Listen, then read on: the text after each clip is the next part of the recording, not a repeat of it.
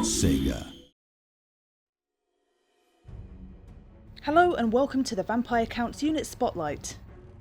In this Unit Spotlight, we're going to take a look at some of the unique units available to the Vampire Counts in Total War Warhammer.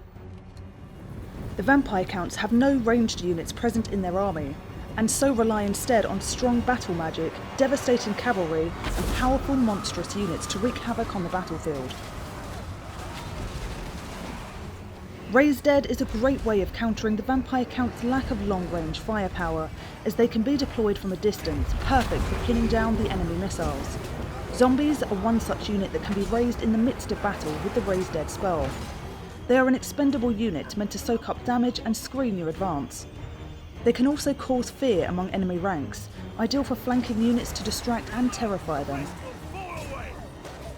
If the Raise Dead spell is overcast, you can raise a unit of skeleton warriors instead. Long held beneath the earth, they are clad in corroded armour, and their lifeless hands still gripping the swords and shield they held in life. Skeleton warriors are a low-tier sword infantry unit. Like most undead, they cause fear amongst their enemies, and are themselves immune to fear. They are shielded, allowing them to block some of the missiles, and can hide in forests, preventing the enemy from knowing of their presence on the battlefield.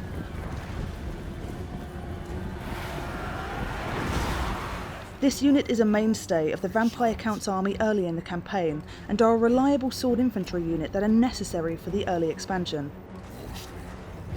Hex Wraiths are shrouded in mystery, but it is said that they were created on Hexensnacht, tearing their way into the mortal realm from the very bowels of the underworld. They are ethereal, ignoring most damage done by non-magical weapons, and, as they have shed most of their physical form, they are not slowed by terrain-based movement penalties either. Hex Wraiths are a high-tier armour-piercing cavalry, and they also inflict flaming and magical damage to their enemies, resulting in a complete disregard for enemy armour. Combined with the fact that they cause terror on the battlefield, Hex Racer are an absolutely devastating unit, but be warned, they are expensive. On the campaign, building a lodestone of darkness and a reliquary will allow recruitment of Hex Race. However, both these buildings need to be built in a provincial capital of Tier 4 or higher, making it a large investment to receive them.